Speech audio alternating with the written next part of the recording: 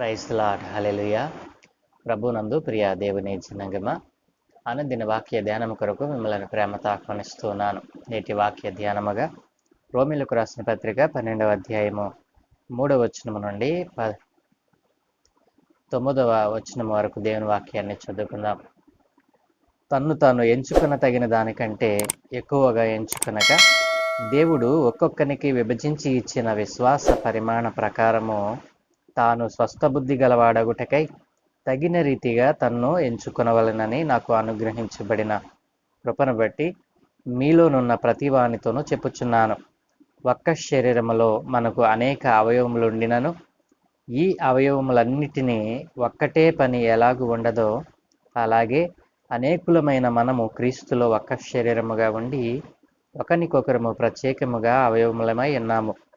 మనకు అనుగ్రహింపబడిన కృప చొప్పున వేర్వేరు కృపావరములు కలిగిన వారమై ఉన్నాము గనుక ప్రవచన వరమైతే విశ్వాస పరిమాణము చొప్పున ప్రవచింతము, పరిచర్య అయితే పరిచర్యలోను, బోధించువాడైతే బోధించుటలోను, హెచ్చరించువాడైతే హెచ్చరించుటలోను పని కలిగి ఉందము. పంచిపెట్టువాడు శుద్ధ మనస్సుతోనూ, పై విచారణ చేయువాడు జాగ్రత్తతోనూ, కరుణించువాడు సంతోషముతోనూ పని జరిగింపవలెను. మీ ప్రేమ నిష్కపటమైనదై ఉండవలెను. చెడ్డ దానిని అసహించుకొని మంచి దానిని హత్తుకొని ఉండుడి. సహోదర ప్రేమ విషయములో ఒకనియందొకడు అనురాగము గలవారై ఘనత విషయములో ఒకరినొకడు గొప్పగా ఎంచుకొనుడి. ఆమేన్. ప్రభువునందు ప్రియ దేవుని జనాంగమ, చదువుకొనబడిన ఈ లేఖ నిమిత్తమే ప్రార్థన చేద్దాం. సకల ఆశీర్వాదములకు కారణభూతుడైన తండ్రి, ఆ మంచి దేవ, నీకు వందనాలు నాయన.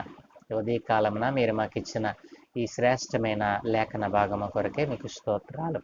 ఈ భాగంలో నుండి అయా మీరు మాతో మాట్లాడి కొన్ని ఆత్మీయ పాఠాలు నేర్చుకోవడానికి కృప చూపమని యేసునామమున ప్రార్థించి వేడుకుంటూ ఉన్నాము తండ్రి. ఆమేన్.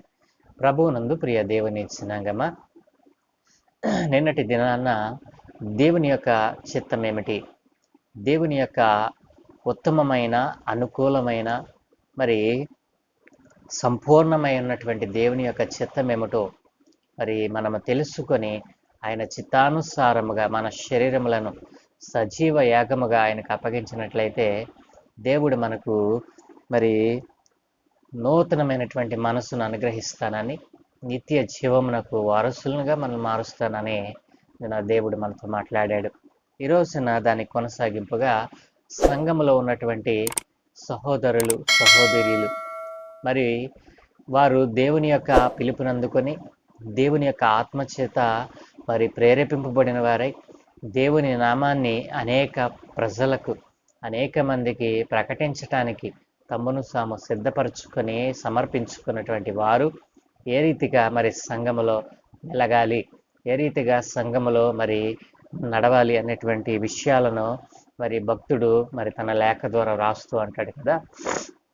రోమా సంఘములో ఉన్నటువంటి మరి విశ్వాసులైన దేవుని పిలుపునందుకున్నటువంటి వారు దేవుని ఆత్మచేత మరి స్వార్థ భారం కలిగినటువంటి వారు ఉండవలసిన రీతిని మరి ఇక్కడ వివరిస్తూ అంటాడు కదా. తను తాను ఎంచుకునదగిన కంటే ఎక్కువగా ఎంచుకొనక, తన్ను తాను ఎంచుకునదగిన దానికంటే ఎక్కువగా ఎవరిని కూడా సంఘములో ఒక పరిచార ధర్మం జరిగించేవాడైనా, బోధించే వరము కలిగినటువంటి వాడైనా, ప్రవచన వరం కలిగిన వారైనా, ఈ రీతిగా అనేక వరాలు ప్రభువు అనేక మందికి అనేకమైనటువంటి వాటిని అనుగ్రహించాడు. ఒకరికేమో మరి బోధించేటువంటి వరం ఇస్తే ఒకరికేమో ప్రవచించేటువంటి వరాన్ని అనుగ్రహించాడు. అలాగే మరి హెచ్చరించేటువంటి వరము, పంచిపెట్టేటువంటి వరము, ఇట్లాగా అనేక వేరువేరు కృపా వరములను దేవుడు అనేక మందికి ఆ దినాన్ని అనుగ్రహించాడు. ఈ రోజున కూడా అనేక మంది మరి బోధించేటువంటి వరాన్ని, ప్రవచించేటువంటి వరాన్ని, మరి హెచ్చరించేటువంటి వరాన్ని, పంచిపెట్టేటువంటి వరాన్ని, ఇట్లా అనేక వరాలతో ప్రభువు తన బిడ్డలను వాడుకుంటూ ఉన్నాడు. సంఘములో సహవాసములో ఉన్నటువంటి ఈ రీతిగా వేరువేరు కృపావరముల చేత ఎన్నుకొనబడినటువంటి వారు ఏ రీతిగా ఉండాలి అనేటువంటిది ఇక్కడ మనకు తెలియచేస్తున్నటువంటి ఈ భాగంలో మనం చూడవచ్చును. కాబట్టి ఎవరైతే ఈ రీతిగా ప్రత్యేకింపబడినటువంటి ప్రజలుగా మరి ప్రజలకు దేవుని యొక్క వాక్యాన్ని సువార్తను ప్రకటించడానికి ఏర్పాటు చేయబడినటువంటి మీరు మరి ఎలా ఉండాలి అని అంటే తను తాను ఎంచుకున్న దానికంటే ఎక్కువగా ఎంచుకోకూడదు. ఎవరు కూడా నేను గొప్ప అని అటువంటి గొప్పలకు పోకూడదు. దేవుడు ప్రతి ఒక్కరికి కూడా ఒక శ్రేష్టమైనటువంటి వరాన్ని అనుగ్రహించాడు. కాబట్టి ఎవరు కూడా తన్ను తాను ఎంచుకునదగిన దానికంటే ఎక్కువగా ఎంచుకొనక మరి దేవుడు ఒక్కొక్కరికి విభజించి ఇచ్చినటువంటి దేవుడే మరి వారికి ఇచ్చినటువంటి ఒక్కొక్కరికి విభజించి ఇచ్చినటువంటి విశ్వాస పరిమాణ ప్రకారము మరి తాను స్వస్థ బుద్ధి గలవాడొకటికై తగిన రీతిగా తన్ను ఎంచుకునవలనని నాకు అనుగ్రహింపబడిన కృపను బట్టి మీకు తెలుపుతున్నాను అంటున్నాడు. కాబట్టి ఈ రోజున మనం చూసినట్లయితే సంఘములో సహవాసములో మరి అనేక మంది మరి వారికి ఇచ్చినటువంటి ఆధిక్యతను వారు హెచ్చు చేసుకుంటూ ఉన్నారు. సంఘములో వారి ప్రవర్తన విపరీతమైన పోకడలకు పోతా ఉంది. కాబట్టి భక్తుడు అంటూ ఉన్నాడు కదా, ఆ రీతిగా ఉండక దేవుడే మనకు తగిన మన విశ్వాస పరిమాణమును బట్టి దేవుడు మనకు ఆ పనిని అప్పగించాడు. మనం ఎవరూ కూడా దీనిని మర్చిపోకూడదు అని దేవుని వాక్యం సెలవిస్తూ ఉంది. కాబట్టి సంఘములో బోధించే వరము కలిగినటువంటి నీవు మరి బోధించే వరము చేత దేవుడు నీకు కొలిచి ఇచ్చాడు. నీ విశ్వాస పరిమాణం ఇది నువ్వు బోధించుటకు దీన్ని ఉపయోగించని దేవుడే అనుగ్రహిస్తే దాన్ని మిస్లీడ్ చేసేటువంటి వ్యక్తులు ఈ రోజున మనకు కనబడుతూ ఉన్నారు. కాబట్టి ఆ రీతిగా ఉండకూడదని దేవుని వాక్యం సెలవిస్తూ ఉంది. కాబట్టి మరి సేవకుడు భక్తుడు మరి పోలకు చెప్తా ఉన్నాడు. ఈ రీతిగా సంఘములో సహవాసములో కొంతమంది మరి రోమా సంఘములో మరి ఇలాంటి వారు ఉన్నారేమో, అలా ఉండకూడదు అని వారికి హెచ్చరిక చేస్తూ రాస్తున్నటువంటి మాటలు. కాబట్టి ఆయన ఒక పోలిక చెప్పాడు. ఒక్క శరీరంలో మనకు అనేక అవయవములు ఉంటాయి. మన శరీరంలో అనేక అవయవములు ఉంటాయి. ప్రతి అవయవము దాని పని చేసుకుంటూ పోతుంది. కాబట్టి ఒక్క శరీరంలో మనకు అనేక అవయవములు ఉండినను ఈ అవయవములన్నిటినీ ఒక్కటే పని ఎలాగూ ఉండదో, మరి ఈ అవయవములన్నిటికీ కూడా ఒకే పని ఉంటుందా?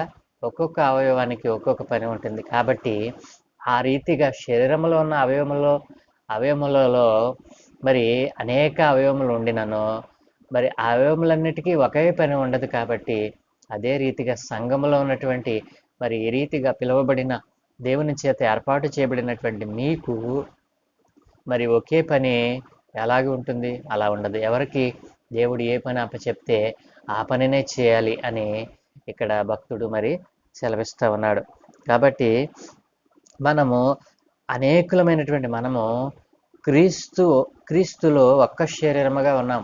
క్రీస్తులో మనము అనేకులుగా ఉన్నాము, కానీ క్రీస్తులో ఒక్క శరీరముగా ఉండి అనేక ప్రత్యేకమైనటువంటి ఒకరికొకరు ప్రత్యేకమైన అవయవములమే ఉన్నాము. ఒకరు ప్రవచిస్తే మరొకరు బోధిస్తూ ఉన్నారు, ఒకరు హెచ్చరిస్తే ఒకరు పంచిపెడుతూ ఉన్నారు. కాబట్టి ప్రియ దేవుని జనాంగమా, మనకు అనుగ్రహింపబడినటువంటి దేవుని యొక్క సేవకుడు చెప్తా ఉన్నాడు, మనకు అనుగ్రహింపబడిన కృప చొప్పున వేరువేరు కృపావరములు కలిగిన వారమై ఉన్నాము. మరి దేవుని యొక్క కృప చేతనే మనకు ఈ యొక్క కృపావరములనేవి మనకు అనుగ్రహింపబడినవి. కాబట్టి మరి మనకు అనుగ్రహింపబడినటువంటి ఈ కృపావరములు మనము ఆలోచన చేసినట్లయితే, ఒకరు ప్రవచన వరమైతే విశ్వాస పరిమాణం చొప్పున ప్రవచించాలి. ప్రవచన వరం కలిగిన వాడు తన విశ్వాస పరిమాణం చొప్పున, దేవుడు తనకిచ్చిన విశ్వాస పరిమాణం కొలత చొప్పున వాళ్ళు ప్రవచించాలి. పరిచర్య వరము అయితే పరిచర్య చేసేటువంటి పనిలో వారు ముందుకు కొనసాగాలి. బోధించేవాడైతే బోధించుటలోను, హెచ్చరించేవాడైతే హెచ్చరించుటలోను బలి కలిగి ఉండాలి. అలాగే పంచిపెట్టువాడు శుద్ధ మనసుతోనూ, పై విచారణ చేయవాడు జాగ్రత్తతోనూ, కరుణించువాడు సంతోషముతోనూ పని జరిగించాలి. మీ ప్రేమ చివరిగా ఈ కృపావరాలను ఈ రీతిగా కలిగి ఉండాలని చెప్తూ అంటాడు కదా భక్తుడు, మీ ప్రేమ నిష్కపటమైనదై ఉండవలెను. మీ ప్రేమ ఒకరి ఎడల ఒకరు ప్రేమ కలిగి ఉండాలి. ఆ ప్రేమలో మరి కపటం అనేది ఉండకూడదు అని మరి భక్తుడు సెలవిస్తా ఉన్నాడు. కాబట్టి ప్రియ దేవుని జనాంగమా, మీరు చెడ్డదానిని అసహించుకొని మంచి దానిని హత్తుకొని ఉండడి. సహోదర ప్రేమ విషయములో ఒకరినొకడు అనురాగము గలవారై ఘనత విషయములో ఒకరినొకడు గొప్పగా ఎంచుకునండి. ఘనత దేవుడు ఇవ్వాలి. మనుషుల వలన ఘనత మనకు రాదు, కానీ దేవుడే మనలను హెచ్చులోనికి తెస్తాడు. కాబట్టి మీరు ఈ రకంగా కృపావరములను కలిగి ఉన్నటువంటి మీరు మీ కృపావరములను మీరు మరి వాటిని ఉపయోగిస్తూ ఉన్నప్పుడు, వాటిని మరి అనుసరిస్తూ ఉన్నప్పుడు, దేవుడు మీకు ఇచ్చినటువంటి విశ్వాస పరిమాణం చొప్పున ఏ కృపావరం అయితే దేవుడు మీకు అనుగ్రహించాడో ఆ కృపావరములో మీరు మరి నాణ్యమైనటువంటి విశ్వాస పరిమాణం చొప్పున మరి ఒకరికొకడు ప్రేమ కలిగి ఉండండి. ఏ విధమైన ప్రేమ? అది నిష్కపటమైన ప్రేమ కలిగి ఉండాలి. కాబట్టి చెడ్డదానిని అసహించుకోవాలి, మంచి దానిని హత్తుకొని ఉండాలి. కాబట్టి ఈ రోజున కృపావరముల చేత దేవుడు నిన్ను ఒకవేళ మరి హెచ్చించి ఉన్నాడేమో, దేవుడు నిన్ను వాడుకుంటూ ఉన్నాడేమో. ఇక్కడ చెప్పబడినటువంటి కృపావరములలో ఏదైనా ఒక కృపావరము నీవు కలిగి ఉన్నావేమో, ఆ కృపావరము చేత నీవు దేవునికి మహిమ తెచ్చేవాడిగా, ప్రజలకు మరి నీ యొక్క జీవితము ప్రజలకు ఒక మాదిరిగా ఉన్నట్లుగా జీవించాలి అని దేవుడు నీకు ఇచ్చిన విశ్వాస పరిమాణం చొప్పున మరి దేవుని యొక్క సేవలో, దేవుని యొక్క సువార్త పనిలో ఉపయోగపడాలని మరి దేవుని యొక్క సేవకుడు సంఘానికి రాస్తూ అంటూ ఉన్నాడు.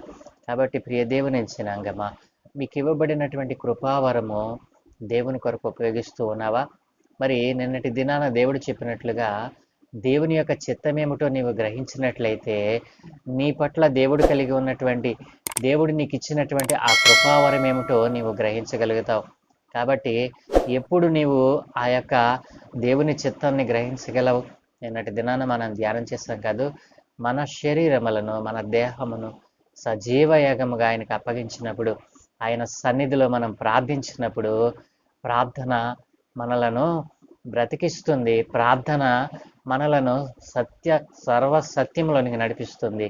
కాబట్టి ఆ ప్రార్థన వలన నీ జీవితాన్ని, నీ శరీరమును సజీవ యాగముగా దేవునికి అర్పించినప్పుడు దేవుడు నీ పట్ల కలిగినటువంటి ఆ యొక్క ఉద్దేశాన్ని, ఆ యొక్క చిత్తాన్ని మనకు తెలియచేస్తాడు. ఆ చిత్తములో దేవుడు మన పట్ల, మన మీద ఉంచినటువంటి ఆ కృపావరం ఏమిటో మనం గ్రహించగలుగుతాం.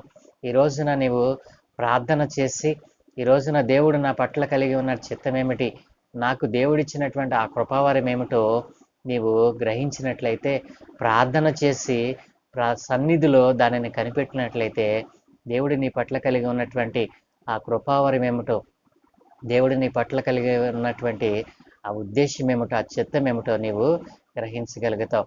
కాబట్టి నీవు దానిని ఇప్పటికీ గ్రహించలేకపోతున్నావంటే నీ జీవితంలో ప్రార్థన అనేటువంటిది మరి ప్రధానమైనదిగా లేదేమో, ప్రార్థన కరువైపోయిందేమో, నీ జీవితంలో మరి దేవునికి ఇవ్వవలసిన సమయాన్ని ఇవ్వకుండా నీ జీవితంలో దొంగిలిస్తూ ఉన్నావేమో.